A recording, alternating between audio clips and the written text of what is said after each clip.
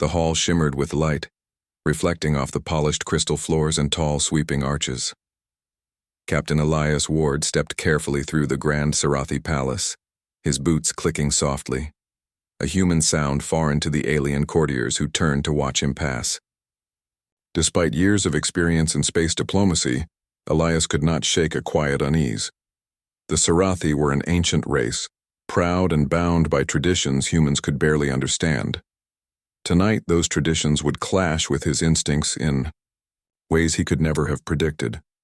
He was here to attend a ceremony in honor of the Sarathi Queen, a leader whose presence radiated power and authority. Her reputation was whispered across the galaxy, intelligent, calculating, and untouchable. Elias had met leaders before, humans and aliens alike, but there was something different about her. Every gesture, every measured breath seemed part of a ritual, and all eyes followed her movements as though she were the sun itself. Humans were not accustomed to such formality, but Elias had learned to respect the lines drawn by alien culture. Still, nothing in training could prepare him for what would happen. The guests gathered quietly, the tension thick despite the beauty of the chamber. Diplomats, warriors, and officials from dozens of star systems waited for the ceremony to begin. Elias scanned the room, noting subtle glances between the Sarathi nobles. Something was off. His instincts prickled. He had been trained to notice threats, to sense danger before it struck. Something told him tonight would test more than his diplomatic skills. It would test his very survival. The Queen descended the central staircase, her movements precise, measured, almost ethereal. Elias felt a pulse of awe and a knot of worry. He had read about the Sarathi's warrior code, their traditions that demanded honor at all costs. But he had never seen it in action.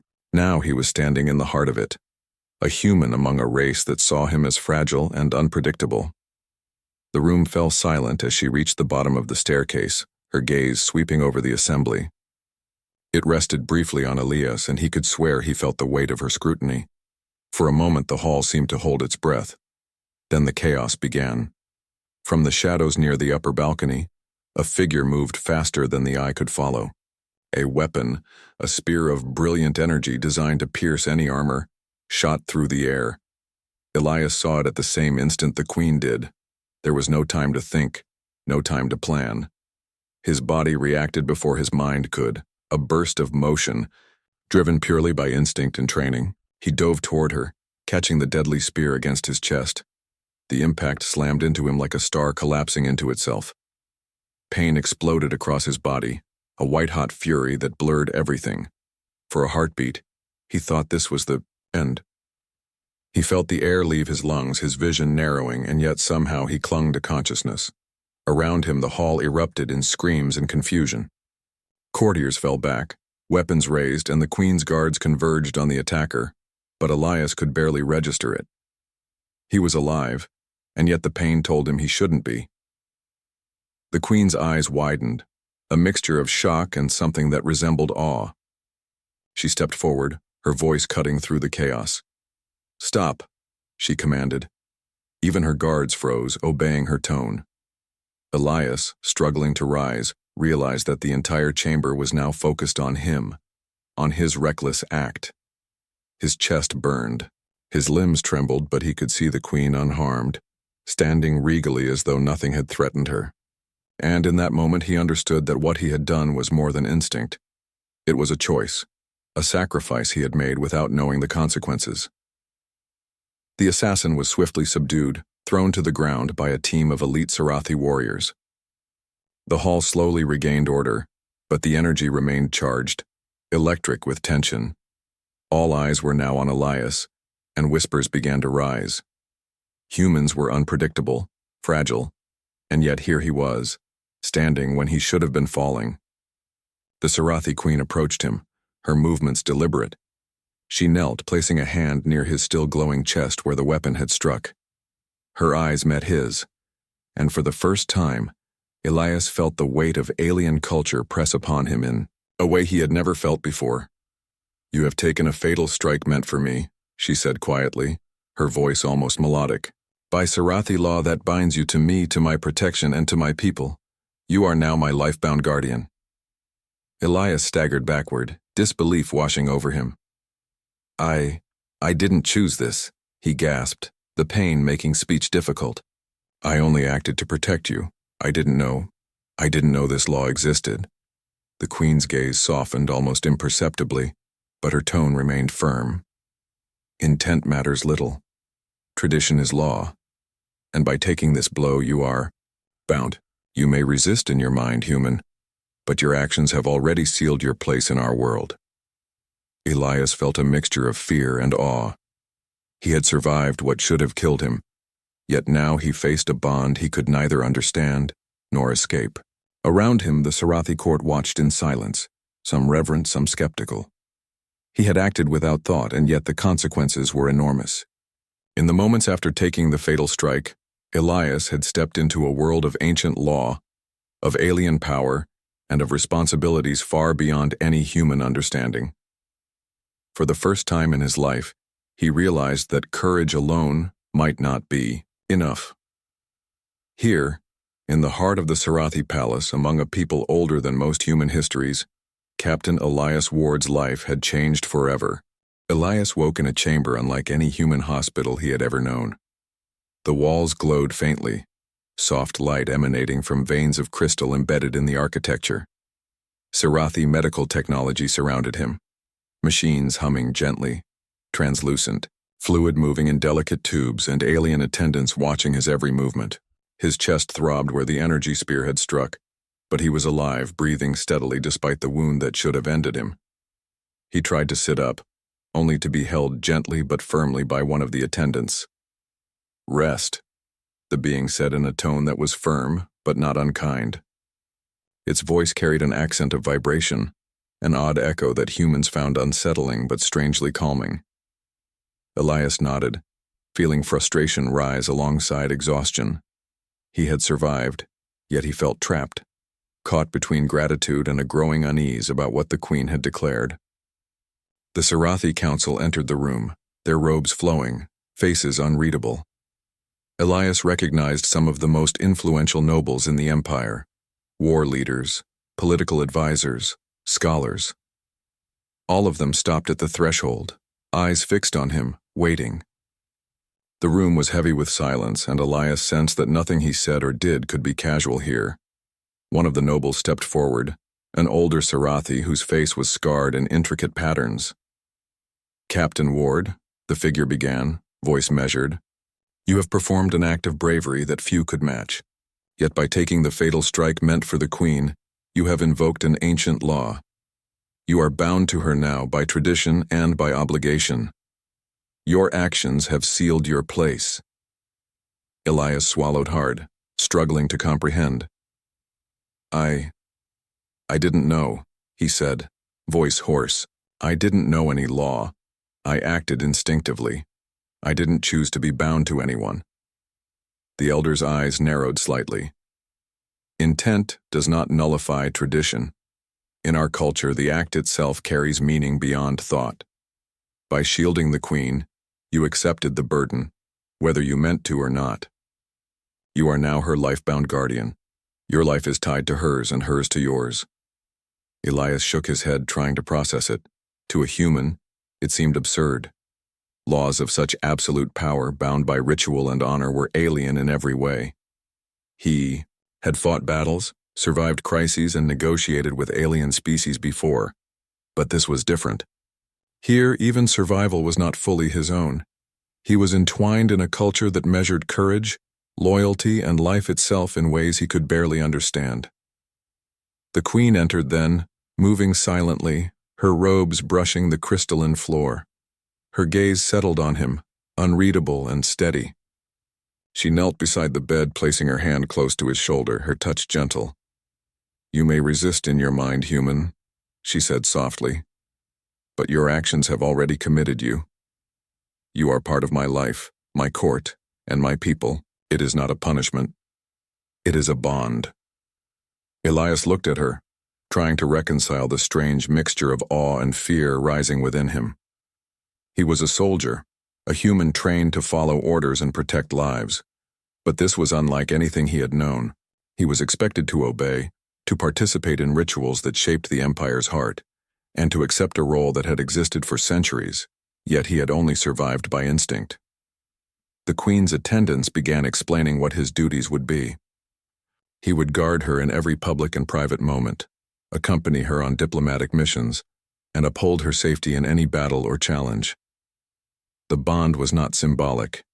It required vigilance, respect, and complete loyalty. Failure was unthinkable. Elias struggled against the weight of it. He had thought his courage in jumping into the spear's path was enough, but now he realized courage alone did not define honor in the Sarathi world. It was ritual, it was tradition, and it was expectation. He was a human among a race that valued precision, history, and sacrifice, and they were watching him closely, measuring whether he could belong. As the day passed, he was shown the palace's strict routines, ceremonial meals, protocol meetings, and rehearsals of gestures and phrases essential to the court. Every misstep drew subtle but sharp criticism from the nobles, who whispered behind their hands, their eyes judging. Yet amid their scrutiny, he noticed a few individuals who observed him differently, curious, perhaps intrigued by the human, who had survived what would have killed even seasoned Sarathi warriors. Elias realized that surviving the fatal strike had made him something more than human in their eyes. He had shown resilience, unpredictability, and sheer stubbornness, traits that the Sarathi secretly admired, even if their traditions had no word for it. It was a dangerous admiration, though. Many nobles remained hostile, seeing him as an intruder who defied the rules, while others began to wonder if this human could change the meaning of courage in their culture. By evening, he was left alone, briefly, staring out of the high window at the alien city below. Towering spires glowed in the dusk, alien life buzzing through streets and skyways. He felt small, fragile, and yet alive. The pain in his chest reminded him that he had survived, against odds, and that his survival was now inseparable from the Queen and her people. Elias understood something essential in that moment. He could fight the traditions, but he could not escape them. The bond was real, the obligations unbreakable, and his place in the Sarathi Empire was permanent. Fear and doubt pressed on him, but beneath it, a spark of determination flared. If he could survive the spear, perhaps he could survive this too. And maybe, just maybe, a human could teach the Sarathi something they had never imagined. The night deepened, and with it, the weight of the future. Captain Elias Ward had taken the fatal strike, and now, by choice or by law, he was bound forever. Days passed, and Captain Elias Ward found himself sinking deeper into the strange rhythms of the Sarathi court. Each morning began with rituals he could barely remember, gestures that seemed meaningless at first, and words that carried weight he could not grasp.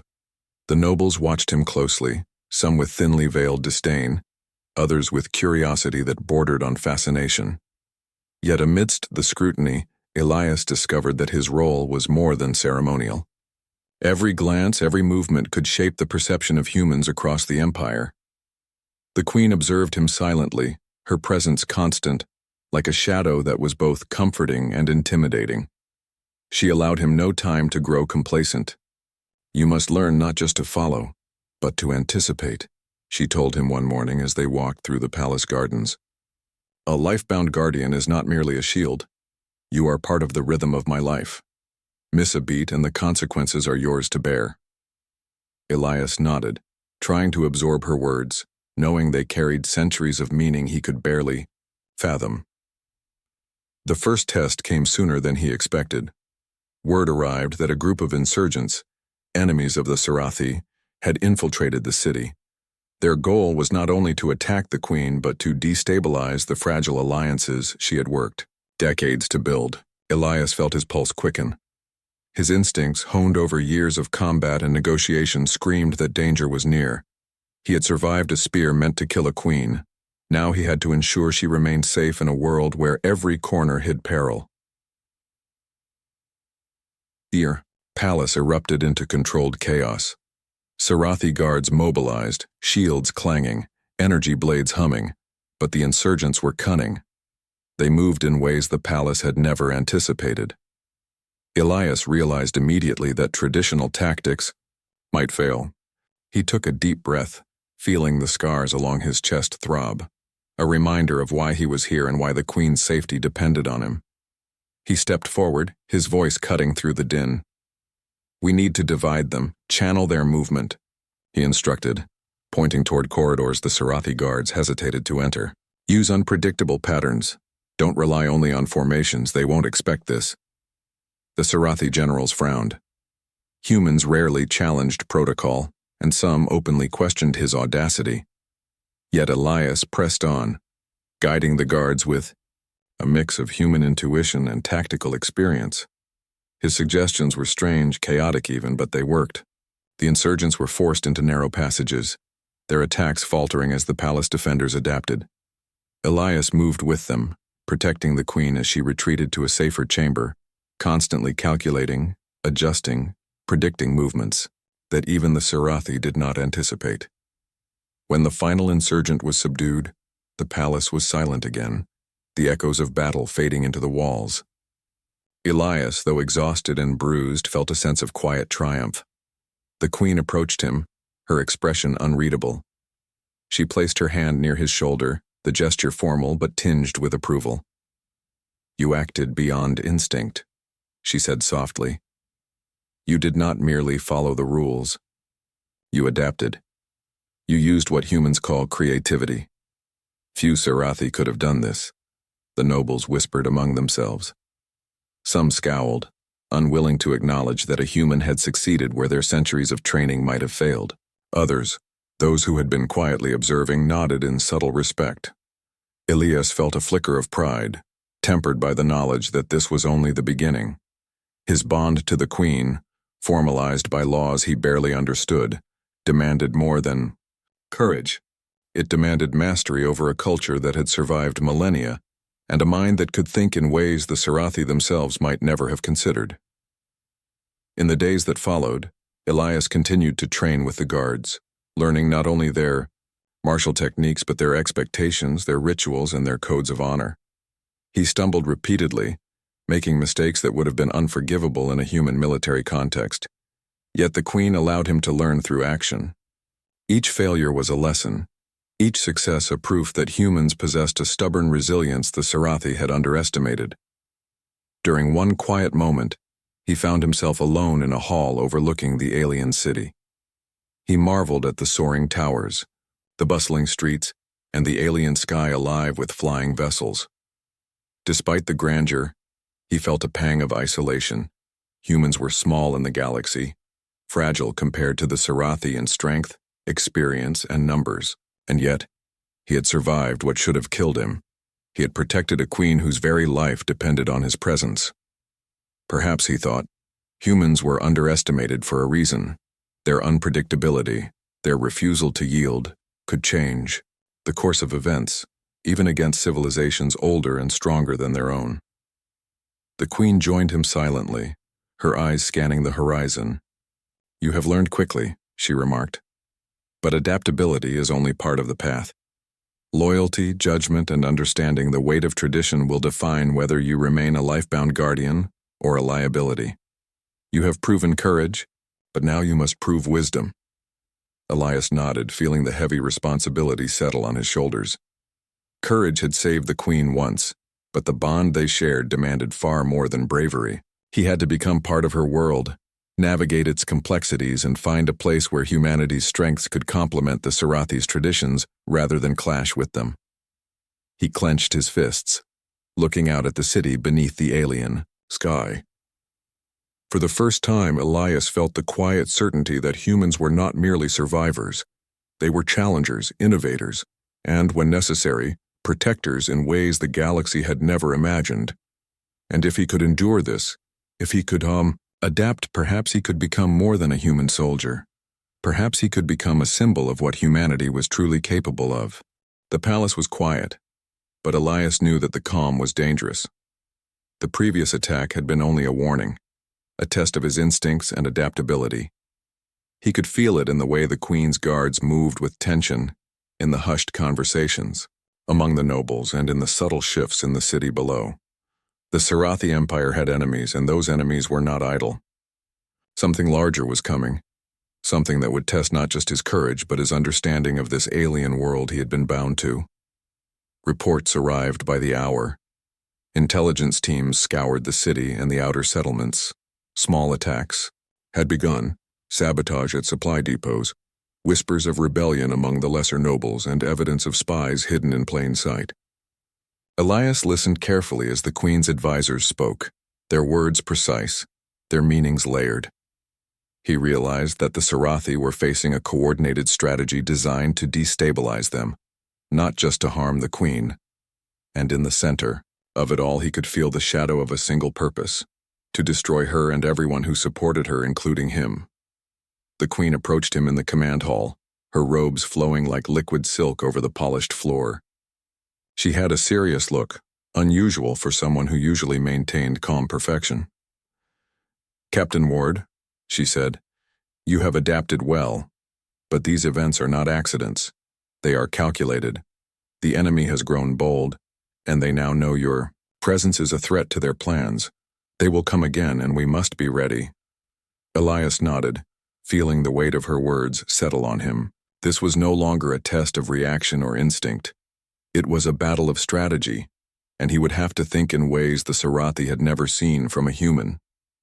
He reviewed the palace layouts in his mind, considered the possible routes the attackers could use, and began to imagine solutions that were unconventional, risky, but potentially effective. In the following days, Elias worked alongside the Queen's generals, studying the movements of the city's defense and training the guards. In unexpected maneuvers, he showed them how to exploit spaces the Sarathi had never considered tactical, how to use unpredictability to their advantage, and how to anticipate enemy patterns by thinking like humans rather than like Sarathi warriors. Some generals bristled at his methods, arguing that tradition could not be ignored. Others watched silently, curiosity and doubt battling in their expressions. Despite the tensions, the Queen supported him. "The enemy expects perfection from us," she said one evening, as they oversaw a training exercise. "Perfection is predictable. We must show them something they cannot anticipate. That is why he stands at my side." Her eyes met his, a silent acknowledgement that the weight of her trust rested on his shoulders. Elias felt a mixture of pride and fear. He had survived one deadly strike, but the next challenge would not be so simple. The warning came sooner than anyone expected. A fleet of enemy ships appeared at the edge of Sarathi space, their movements precise, calculated, and clearly designed to intimidate. Their ships were faster than most Sarathi vessels, their weaponry advanced, and their intent unmistakable. They were not coming for negotiation, they were coming for war. The Queen called an emergency council, and the tension in the room was nearly suffocating. Every noble, every general, and every soldier understood the stakes. Failure meant death, not just for the Queen but for the entire empire. Elias felt the familiar surge of adrenaline that came before battle. Unlike the Sarathi, who were trained to wait and execute, he relied on instinct, on flexibility, and on the stubborn human trait of refusing to yield even when the odds were impossible. He began to outline strategies to the generals, combining Sarathi discipline with human unpredictability. The room erupted in argument. Nobles doubted, advisors debated, and generals scowled, but the Queen listened in silence. She did not dismiss him. She had chosen to trust a human, and that trust carried more weight than the opinions of centuries of Sarathi experience. The preparations took every waking hour. The city's defenses were reinforced, patrols adjusted to unconventional schedules, and every possible entry point examined for weakness. Elias trained alongside the guards, teaching them maneuvers that were messy, unconventional, and difficult, yet effective. Slowly, resistance turned into understanding. A few warriors began to see that this human, with all his flaws, offered something they could not ignore: adaptability and courage that did not conform to any rule, yet worked better than rules alone. By the time the enemy fleet closed the distance, the city was ready, but not in the way anyone had expected. They had been prepared for a traditional defense, a line of warriors holding the perimeter and following centuries of protocol. Instead, they would face unpredictability, traps born of instinct and quick thinking, and a force willing to bend tradition to achieve victory. Elias felt the weight of responsibility heavy on his shoulders, but also the familiar thrill of challenge. He glanced at the Queen, who met his gaze with calm determination. They had survived attempts before, but this would be different. The enemy was stronger, faster, and more cunning than anything they had faced. Yet for the first time, Elias believed that humanity's stubbornness, creativity, and refusal to surrender could make a difference, not just for him, but for the empire he was now bound to protect. As the enemy ships descended upon the city, Elias tightened his fists. He had learned the Scifi ways, adapted them, and now had the chance to prove that one human could change the outcome of a battle that would define the future of an entire civilization. The weight of the empire pressed down on him, but he did not flinch. He would face this challenge as he had faced the spear, and he would not fail. The sky above the Scifi capital burned with light as the enemy fleet descended. Ships larger than anything Elias had ever seen filled the horizon, their weapons glinting in the alien sun. Sirens echoed through the city, alarms clanging across the crystal towers calling soldiers to their posts. Elias stood beside the Queen in the command chamber, his hands clenched, mind racing. He had prepared the defenses, trained the guards, and guided the generals, but now the moment of truth had arrived. The Queen's voice cut through the tension, calm but commanding. "Captain Ward, you lead the first response. Use the city's terrain. Remember what you have taught them." Elias nodded, feeling the weight of responsibility settle heavily on his shoulders. The first wave of enemy forces was approaching, and every decision he made would decide who lived and who died. He moved swiftly through the city streets with the life-bound guard at his side, directing troops with human instinct combined with Scifi strategy. Narrow alleys were used as choke points. Rooftops became vantage points. Energy traps were set in patterns no traditional Scifi mind would have devised. The insurgents had calculated the Empire's routines, but Elias had rewritten them in hours, turning the city into a maze that only humans and Scifi who thought like humans could navigate. The first wave hit with terrifying force. Enemy ships unleashed a barrage of energy, shattering barriers and sending sparks raining over the streets. Scifi warriors fought valiantly, their movements precise, but the enemy was relentless. Elias darted from position to position, guiding reinforcements, improvising when plans failed, and making split-second decisions that confused the attackers. His unpredictability was now an advantage. Where the enemy expected rigid formations, they found chaos. Where they expected hesitation, they found human resolve. Despite the chaos, he never let the Queen out of sight.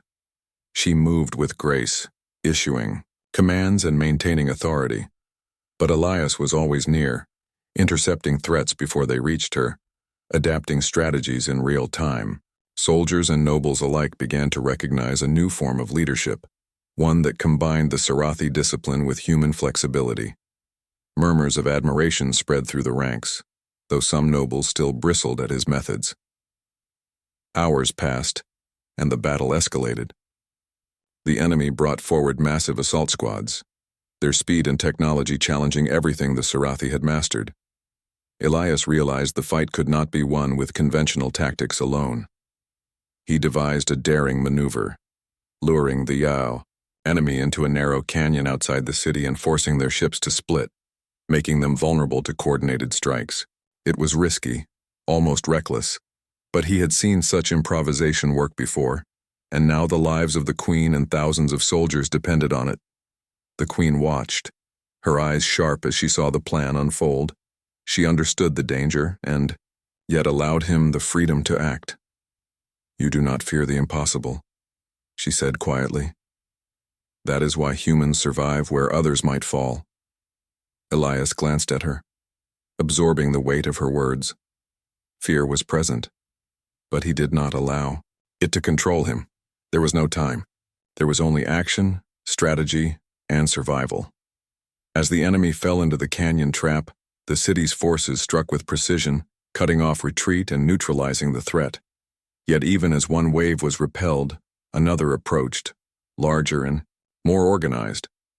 The enemy commander had realized the humans and Scifi were learning, adapting, and now sought to crush them with sheer numbers and firepower. Elias felt exhaustion press against him, but he pushed it aside. There was no room for weakness.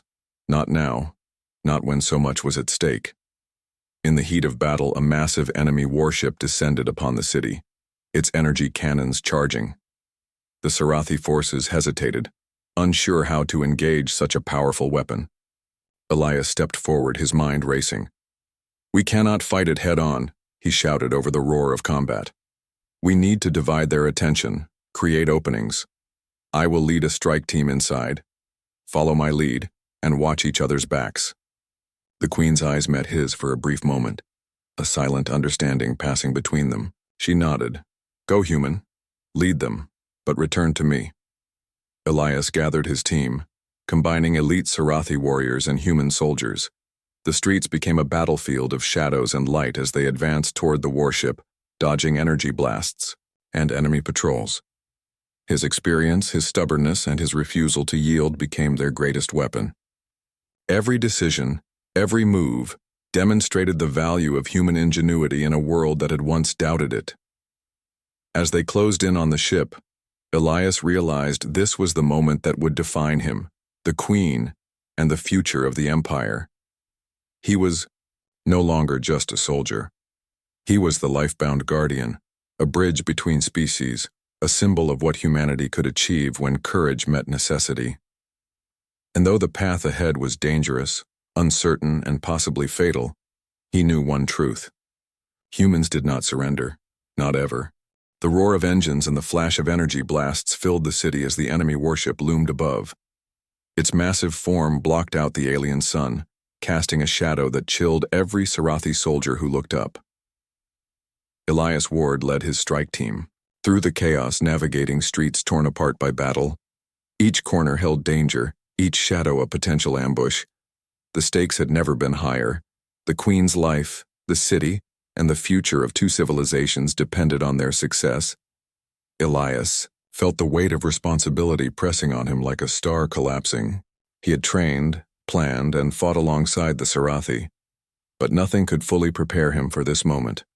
The enemy was relentless, their tactics precise, their determination ruthless. He glanced at his team, Scifi warriors who had once doubted him, now trusting his instincts completely, following his human strategies with tense obedience. Their survival depended on his ability to think faster than the enemy, to anticipate threats no one else could see. The team reached the outskirts of the city, where the warship had begun its assault on the defensive towers. Energy blasts tore through walls and spires, sending debris raining down. Elias knew they could not confront the ship directly. Its shields and weapons were too powerful. They needed to infiltrate it, strike at its core, and disable it from within. He drew a deep breath, feeling the scars along his chest throb, a reminder of the first time he had faced death for the Queen.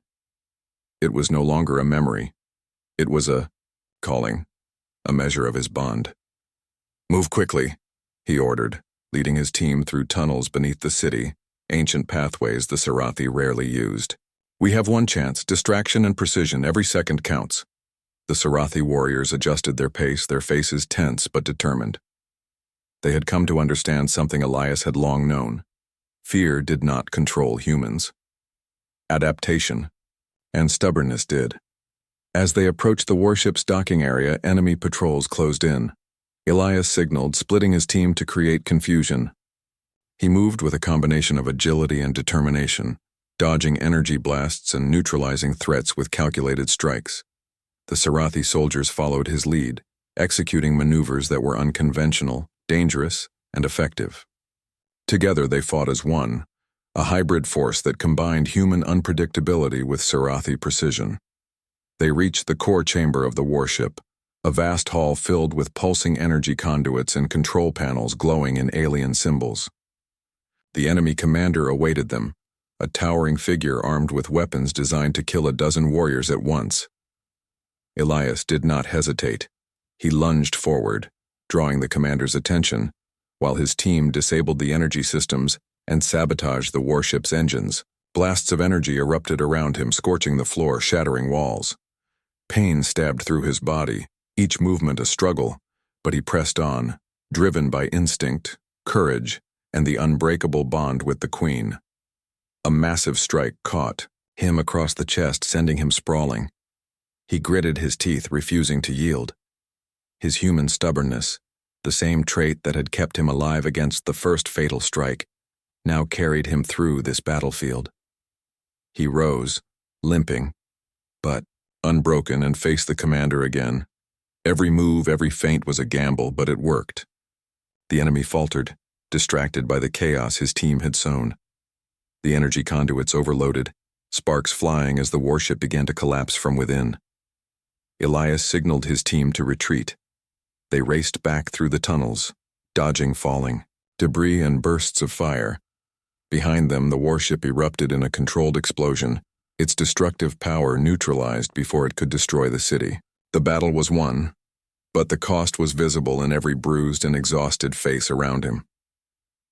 When the dust settled, Elias staggered to the palace courtyard, the city still standing but scarred by the conflict. The Queen approached him, her eyes filled with a mixture of relief and respect. She placed a hand near his shoulder, the gesture formal yet warm. "You have done what no Sarathi could have done alone," she said. "You have shown courage, strategy, and a will to endure that surpasses expectation. You are not just my life-bound guardian. You are the shield of the Empire." Elias felt the weight of her words settle upon him, a mixture of pride and exhaustion. He had survived again, not by luck, but by combining human creativity, resilience, and sheer determination with Sarathi tradition. For the first time, he realized the full meaning of his bond. It was not merely protection, but partnership. His life and the Queen's were intertwined, and together they had altered the course of an empire. The nobles and warriors gathered around, some still wary, others openly admiring. The tales of his bravery spread quickly, their whispers carrying through the city. Humans, they began to see, were not weak, fragile, or chaotic. They were adaptable, relentless, and capable of acts that even the most disciplined Sarathi could not predict. Elias had proven it, and the Empire had witnessed it firsthand. As the night fell, the city glowed under the alien sky, scarred but alive. Elias leaned against a wall, chest still aching from the battle, and looked toward the Queen. She stood tall, a symbol of endurance and leadership, and he realized something profound. His life had changed forever. He had become more than a soldier. He had become a bridge between species, a living example of humanity's strength, courage, and unwavering resolve. And as he gazed at the stars above, Elias understood that the bond he had once resisted was now his honor, his duty, and his purpose. Humans could endure, humans could adapt, and humans could change the course of history, even when bound by alien tradition. The city was quiet now, the echoes of battle replaced by the soft hum of rebuilding. Debris had been cleared, energy fields repaired, and patrols returned to their positions. The Sarathi citizens moved through the streets cautiously, casting wary but hopeful glances at the sky. The enemy fleet had been driven away, the warship destroyed, and the Empire had survived against overwhelming odds. Yet in the palace, the weight of what had transpired pressed on everyone's minds. Elias Ward sat in a quiet chamber, his body still bruised and aching from the battle. His chest, scarred and tender from the spear and the recent fight, reminded him of the cost he had paid. He had survived what should have killed him twice, first by instinct, then by ingenuity and sheer will. Now the realization settled in. His life was no longer his own. He was bound to the Queen, and through her, to the Sarathi Empire. What had once seemed a burden now felt like an honor. The Queen entered the chamber, her robes flowing like liquid, silver across the floor. She paused when she saw him, her expression unreadable for a moment before softening. She extended a hand, a gesture both ceremonial and personal, "You have done more than survive, human," she said. "You have defended this empire, protected my life, and shown a courage and wisdom that surpasses expectation. You are not merely a soldier, you are my life-bound guardian, and through you, humanity has proven its place among the stars." Elias rose slowly, feeling the ache in his muscles and the lingering pain in his chest.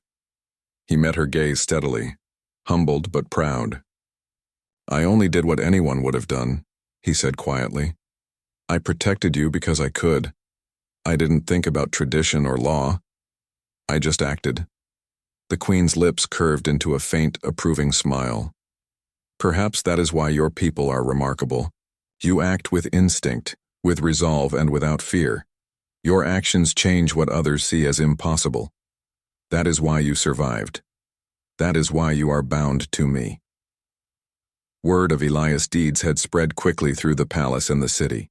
Nobles who had once doubted him now bowed in respect. Soldiers whispered his name with admiration, sharing tales of how a human had led them through a battle no Sarathi could have survived alone. The Queen called a council to formally recognize his achievements. Standing before the nobles, she declared, "Captain Elias Ward is not only my life-bound guardian, but the first human champion of the Sarathi Empire. His courage and wisdom honor both our peoples and ensure that humanity has a permanent place in our history."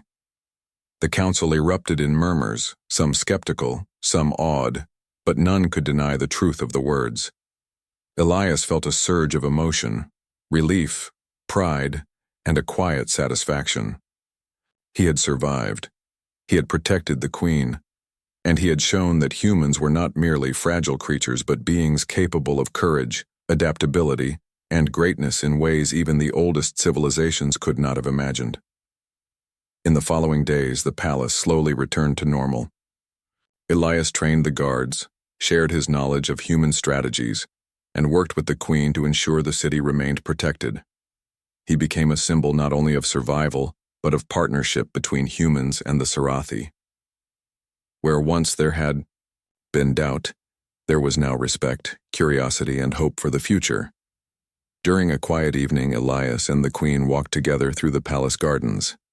The alien plants glowed softly in the twilight, and the city stretched beyond them, scarred but thriving. The Queen spoke quietly, almost as if thinking aloud. "Your bond with me has changed more than just protocol. You have altered the way our people see courage and loyalty. You have reminded us that survival and strength are not always measured by tradition alone." Elias nodded, feeling a warmth he had never expected from an alien culture. "I have learned much as well," he admitted, "about patience, about honor, and about how a people can endure for centuries through tradition. I didn't know I could be a part of something so vast." The Queen turned to him, eyes steady. "You are part of it now, human. Your actions will be remembered, your name honored, and your life intertwined with ours. The bond is permanent, but it is not a chain. It is a bridge. Through you, humanity has found its place among the stars. Through you, the Sarathi have seen what courage truly is." Elias looked at the city beneath the alien sky, reflecting on the journey he had taken. He had leapt into a fatal strike, defying death instinctively. He had faced enemies, learned a foreign culture, and led warriors of another species to victory. And now he understood that humans were more than survivors. They were innovators, protectors, and symbols of hope. The sun set, casting long shadows across the palace. Elias felt the weight of his bond, but it no longer pressed down as a burden. Instead, it felt like purpose, responsibility, and honor combined. He had become more than a soldier. He had become a bridge between civilizations, a living testament to what humanity could achieve. And as the stars blinked into existence over the Sarathi city, Elias knew one truth with absolute clarity. He had taken the fatal strike, and in doing so, he had changed the future, not just for himself or the Queen, but for two species who would now face the galaxy together, united by courage, loyalty, and the unyielding spirit of humanity. The bond would endure forever, And so would the legacy of one human who refused to yield.